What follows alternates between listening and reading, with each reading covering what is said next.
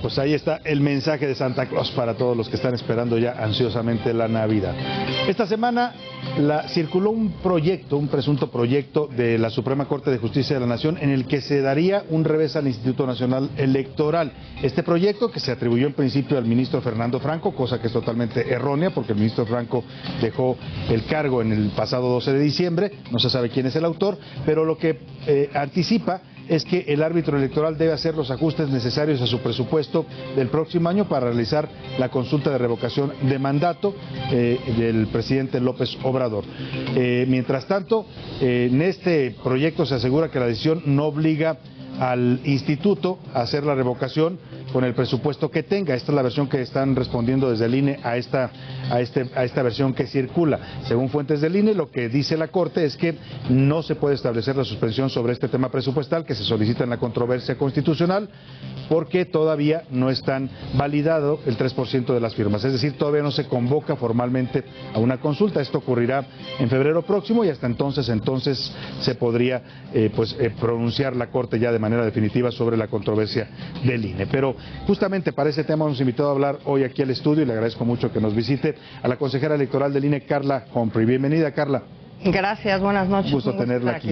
Oiga, me llama mucho la atención lo que está pasando en el INE porque se da por un lado esta controversia en la que el INE dice no podemos hacer la consulta de revocación de mandato con el presupuesto que nos quitaron en la Cámara de Diputados, se controvierte esta decisión de los diputados, pero por otro lado hemos escuchado una versión que le he escuchado a usted en algunas entrevistas y me interesa mucho que nos la comente, es que sí podría hacerse la consulta con los recursos que se tienen siempre y cuando se hicieran ahorros y se hicieran las cosas de manera distinta.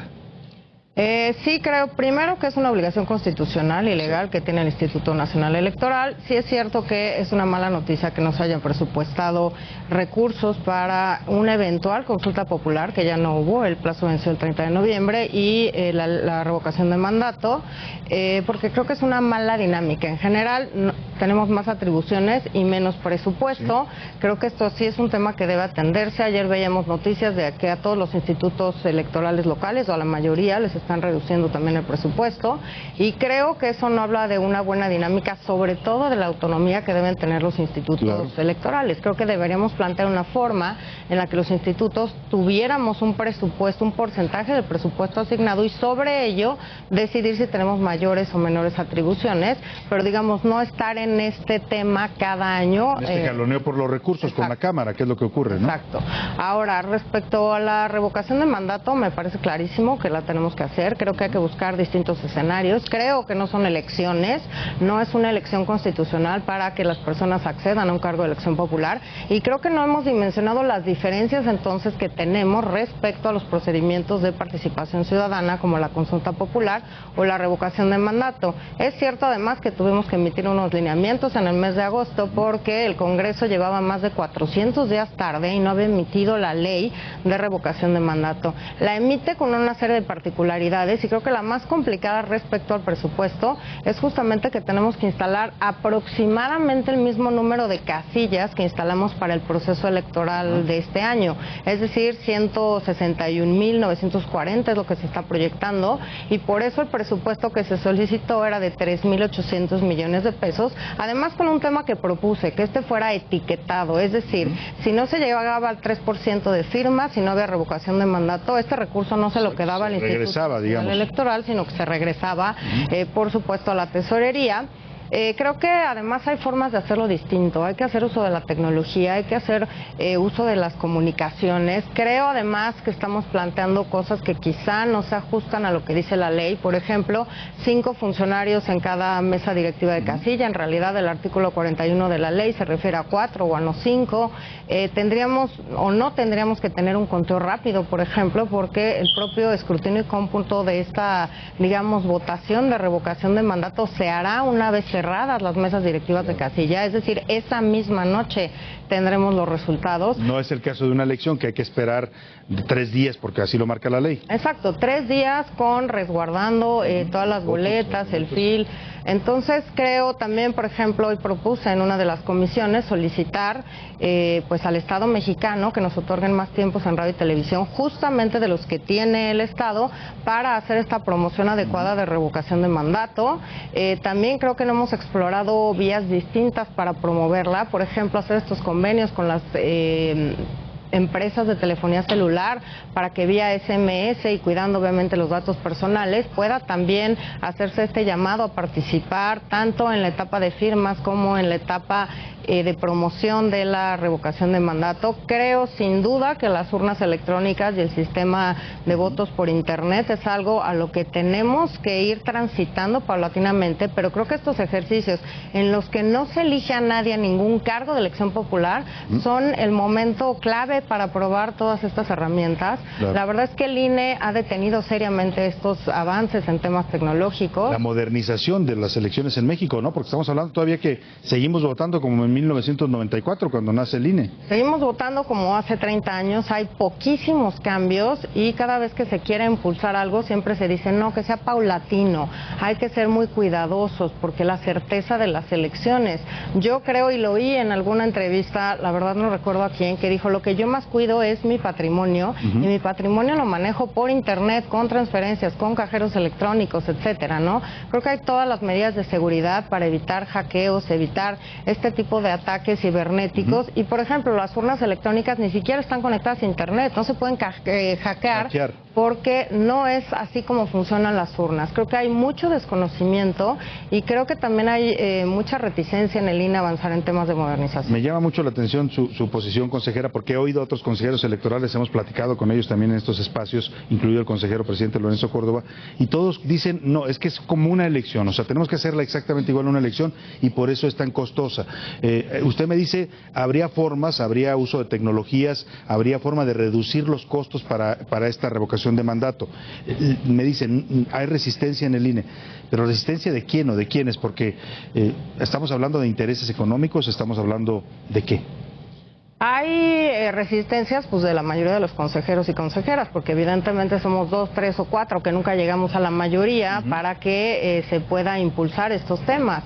Desde hace más de un año, agosto del año pasado, propuse una comisión de modernización e innovación, cosa que hasta hoy, y quedó, digamos, el acuerdo, si no votado, si el acuerdo expreso en mesa de Consejo General de crear esta comisión. Que buscaría eso, como dice usted, modernizar las elecciones, meter nuevas tecnologías que pueden ser más baratas que lo que se usa hoy. Y en distintas etapas, ¿no? Hoy utilizamos 677 toneladas para imprimir las boletas electorales. Mucho papel en una época en la que ya nadie, que todo el mundo está tratando de usar menos papel. Que traemos por carretera desde Chihuahua, tenemos que imprimir todos los materiales electorales, hay solamente 8 empresas en todo el país contratadas por los 32 institutos estatales, electorales del país para hacer sus materiales electorales, lo cual también me llama mucho la atención que solo haya estas 8 empresas. A nivel, por ejemplo, también me parece que otra de las propuestas, y lo vamos a hacer en papel, es que Talleres Gráficos de la Nación, que es o de México, que es justamente una dependencia, una órgano del Estado mexicano, pudiera también imprimir gratuitamente las boletas para la revocación de mandato. Sí, ¿por qué pagar, no? Si se tiene una empresa de gobierno. Y creo que pues las resistencias son muchas, y además no solo se trata de voto, se trata de agilizar y eficientar distintas partes del proceso electoral. Afortunadamente la propia ley de mandato ya obliga a que entreguemos los padrones, los listados nominales de electores en forma digital y no impresa a las presidencias de las mesas directivas de casilla. Eso me parece vital, tener un padrón que puedas consultar con determinadas claves, determinadas personas que son tus representantes, si eres partido político. Que tenga controles, ¿no? Exacto. Ya hemos visto lo que pasa con los padrones. Controles con una clave que después de determinado, del domingo, por ejemplo, en la noche ya no se pueda usar, que no se pueda copiar, que no se pueda transmitir a otro dispositivo. Creo que hay muchos elementos, una identificación digital, ¿no? Claro, ya no, ¿para qué necesitamos necesariamente el plástico cuando ya todo el mundo se identifica con los teléfonos? Exactamente, entonces creo que hay muchos de los temas en los que no se ha querido avanzar, en los que seguimos trabajando igual, que seguimos trabajando con conteos rápidos, con PREPs, que en algunas entidades contratan a empresas empresas que ni siquiera funcionan. El año pasado no hubo PREP en Guerrero y el antepasado no hubo PREP en Hidalgo, por ejemplo, y yo no veo dónde estén las responsabilidades. He pedido también padrones de las empresas que hacen estos PREPs y todavía no la tengo. Entonces creo que hay mucho tema de fondo por el cual no se quiere avanzar, y sin embargo yo creo que el sueño dorado de cualquier mexicano o mexicana, por lo menos el mío, es que si yo por alguna razón no estoy en la Ciudad de México el día de la votación, yo pudiera accesar a un sistema electrónico de votación y votar por los cargos que me toca en función de mi sección electoral. Claro, no sin por tener este impedimento de que si no está físicamente no se puede votar. Ahora, lo que usted me dice es el uso de las tecnologías, el uso de internet y de todos estos, bueno, ahora incluso la urna electrónica que ya se usa en muchos países, aquí mismo se ha usado. Yo recuerdo en la Ciudad de México, en el Instituto Electoral de la Ciudad de México, donde usted estuvo también en alguna época, ya se utilizó como una forma de prueba. A ver, ¿qué es lo que impide? Me dice usted, hay resistencia. Hablamos de que detrás del INE hay una industria electoral, por lo que me dice, estas empresas que imprimen las boletas, estas empresas que fabrican las mamparas, estas que hacen las urnas. Esos son intereses, están evitando modernizar las elecciones, pero también están evitando lo que es una demanda ciudadana, que las elecciones nos cuesten menos. Sí, creo que primero que nos cuesten menos, que sean procesos más cortos, más eficientes, que tengamos los resultados mucho más rápido, que no tengamos que esperar a 3 días después o una semana después, depende qué tipo de elección sea, que los recuentos pues casi no haya errores, ¿no? En el escrutinio y cómputo, y creo que es a donde tenemos que avanzar. La urna electrónica, como bien dijiste, yo la recibí como consejera electoral en 2006, una urna que ya había mandado a hacer el instituto anterior. O sea, estamos hablando de más de 15 años. En esta elección, la más grande de la historia del país, se utilizaron solamente 100 urnas electrónicas. Obviamente yo voté en contra de este acuerdo del Consejo General, porque me parece que 100 urnas no da, pero ni para llamar la prueba piloto, cuando tiene 161,000 casillas en todo el país. Entonces creo que estos avances no ayudan en mucho. Ahora estamos viendo el voto en prisión preventiva, solamente con un modelo anticipado y por vía postal. ¿Por qué no pensar en llevar urnas electrónicas o llevar un sistema que bajen en los propios centros penitenciarios para que puedan... O el voto de los mexicanos en el extranjero, que sigue siendo también bastante limitado, ¿no? Sí, sigue siendo, es la primera vez en el Instituto Electoral entonces del Distrito Federal, aprobamos el voto por internet en 2011-2012, en ese proceso 10 años después, el INE lo permite. Para las 15 elecciones pasadas hubo 9 gubernaturas y 2 diputaciones, y en cambio en todo lo que nos hemos atrasado por no querer justamente impulsar estos mecanismos de votación. En esas elecciones el 66, casi 67% de las y los mexicanos residentes en el extranjero optaron por votar por internet, y además en las encuestas de satisfacción que hacemos, 7 de cada 10 estaban muy satisfechos. Entonces creo que sí hay muchas formas de avanzar, y creo que debemos dejar de pensar en un país en el que todas y todos tengamos que votar igual. ¿Por qué no alguien que esté en servicio médico, en servicio militar, que no pueda acudir, puede, por ejemplo, votar de forma anticipada? ¿Por qué no alguien puede votar por internet o desde su celular? Quien quiere ir a votar en una urna físicamente, pues también lo puede hacer, o en una urna. Y a lo mejor en este país, que todavía es desigual en cuanto a la conectividad, podría haber zonas del país en donde se sigue votando de la manera tradicional, porque es difícil llegar con tecnología, pero habrá muchas zonas urbanas donde se pueda votar de manera distinta. Exacto, no es un cambio que tenga que hacerse en automático en todo el país y al mismo tiempo, pero creo que sí tenemos que empezar a avanzar en los lugares en donde hay conectividad, donde hay las condiciones para hacer un voto más seguro, más rápido, más eficiente y con resultados pues mucho más cercanos a cuando cerremos las mesas. Y yo insisto, a menor costo, porque esto de lo que usted me habla, el uso de la tecnología también bajaría los costos de elecciones que siguen siendo muy caras en México. Yo alguna vez les he preguntado también a los consejeros y a varios presidentes del INE o del IFE, y el argumento siempre era es que tenemos que invertir para cuidar las elecciones, para que no haya fraudes, ¿no? Y está bien, eso durante 30 años fue válido, pero hoy estamos en una época ya distinta que podríamos avanzar hacia otro modelo. No, y además sí, claro, se tiene que invertir en tecnología, pero la puedes usar muchos procesos electorales y de participación ciudadana. 1 y 2, siempre se usa un argumento respecto al Tribunal Constitucional alemán que prohibió el voto electrónico, y no es cierto. Lo que prohibió es ese tipo de urna en concreto, que que se quería utilizar en una elección en concreto, no el voto electrónico o el voto en urna electrónica en genérico.